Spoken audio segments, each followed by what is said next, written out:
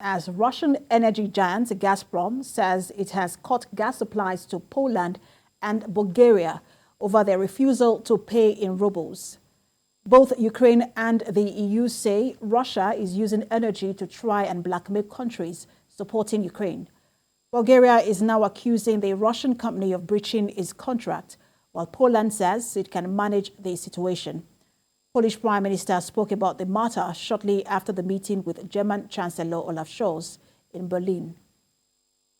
Russian Federation from Gazprom, they are related, inter alia with the method of payment. Poland sticks to the arrangement, and perhaps Russia will try to punish Poland in this way.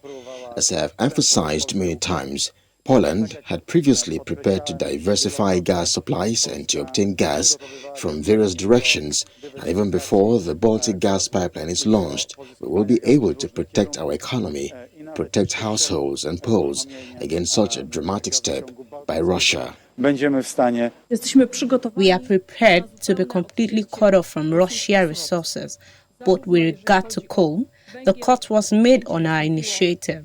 We introduced an embargo on April 16th. We are ready to cut off the gas completely.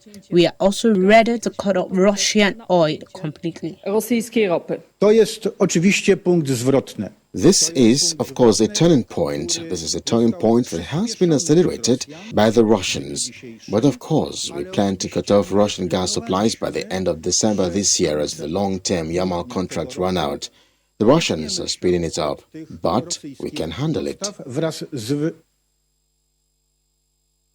The EU is holding emergency gas stocks to decide how to respond, but says it has contingency plans in place. Meanwhile, gas deliveries will continue to flow to Hungary on schedule without obstructions, according to the country's long-term contract with Russia, and that's according to the Minister of Foreign Affairs and Trade.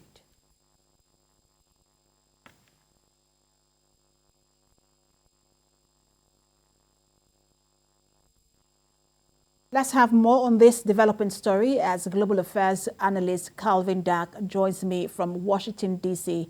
via Skype. Good to have you join us. Good to be here. So I just want to look at some of the latest developments coming from this war with you. And I want to begin with the meeting of U.S. Defense Chief Lloyd Austin with about 40 other countries. I think it was the defense chiefs of about 40 other countries, and where he promised that the U.S. will move heaven and earth to support Ukraine. And we also saw in that meeting, Germany breaking its policy of not supplying weapons to other countries. And now Germany is going to be supplying, I think it's about 50 tanks to Ukraine. What do you make of this international display of solidarity and support for Ukraine? I think the simplest answer is that the United States and Europe have tried since the beginning of this war that Russia started in Ukraine to ratchet up the sanctions little by little, hoping that it would deter Putin, and it hasn't. And they realize now that they're kind of at a point of no return, that they have to take it up another level, and they did. And I think that show of support and solidarity, not just the words about moving heaven and earth, but also the various efforts to directly arm the Ukrainians, means we're taking it up to another level. And Russia followed with its decisions on gas to European countries. So this is, I think this represents an escalation that the Western powers, the United States included, had hoped they would not have to resort to. I want to get to the issue of Gazprom cutting supply of gas to Poland and Hungary in a moment, but Bulgaria rather in a moment. But let's look at the fact that Germany is now going to be supplying weapons to Ukraine, breaking its policy of not supplying military equipment to other countries. How significant is this, and how do you interpret this? Well, I think it shows just how dire the situation has become in Ukraine, that Germany is doing this. I think it also highlights Germany's security issue, and that security, some of those same issues exist for other European countries, that for more than a decade now, they have been trying to create sort of a buffer between themselves and Russia because they have such deep partnerships, particularly on energy, but in other areas.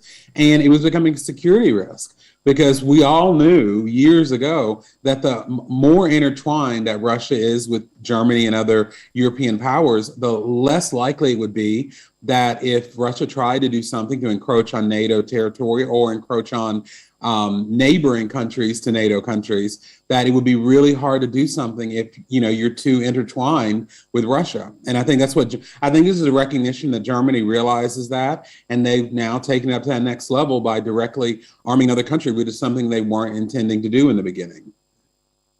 And it's interesting you mentioned the word intertwined, and I want to use it in a very different context, which is how interconnected and how intertwined the gas supply is in Europe. That whole gas system in Europe is kind of interconnected.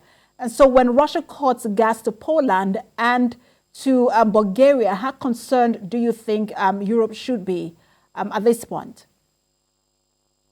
I think they should be concerned, but let's step back for just a moment. As I was saying before, this is something that everyone has known since before this conflict even started, that Russia had one major card to play, and that was the energy card, because they have such intertwined relations with European countries on energy.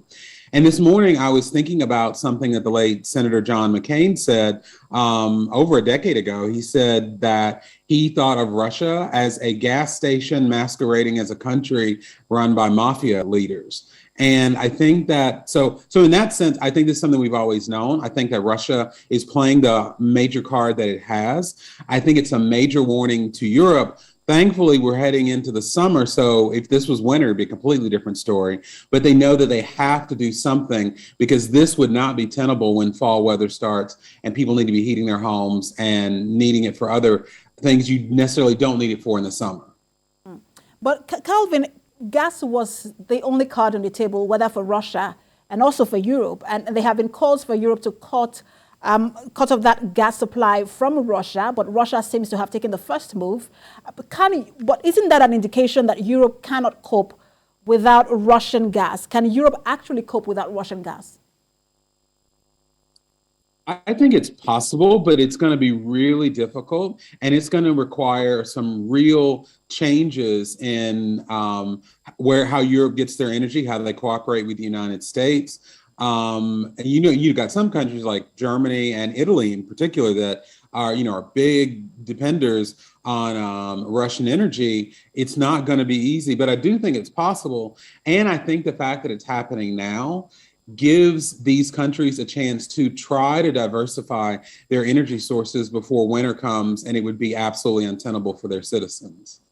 All right, let's turn to another latest development coming from this war, and that's the visit by the UN chief, Antonio Guterres, who visited Russian president. I think that was yesterday, and they sat on that infamous long table. But the rhetoric coming from President Vladimir Putin sounds as though this is a problem or a challenge coming from Ukraine, without taking responsibility for any of this. But I just want to take a look at the statement coming from Antonio Guterres when he spoke to Sergei Lavrov. He said the UN is interested in seeing that they create conditions for a ceasefire and conditions for dialogue. What do you think that those conditions are? Well, I think that those conditions, it'll depend on Vladimir Putin mostly. And it doesn't seem that he's being a rational actor in that, he's continuing to pursue, he was just giving a speech right before we all got on the air. And he's basically speaking about a reality that I know I don't live in. So we know that he's not a rational actor in that sense. So what it's going to require for a real ceasefire and a maintenance of a real ceasefire is kind of up in the air. But, the UN is trying to do what it can to try to broker this situation, although I don't really see there being much headway that they can make given Russia's role in the Security Council and its relationship with China. So the UN is limited in what it can do, but I do think that this does point to the fact that the world, and by the world, I mean the world against Russia, needs to have an exit strategy, as in what will it take to get a ceasefire, or what will it take to stop this conflict? And I don't think many people know what that answer is. That's the answer I think everyone is searching for. We'll continue to monitor and see who answers that question and how, in what direction it is answered. Thank you so much for talking to us, Global Affairs Analyst Calvin Dark. Thank you.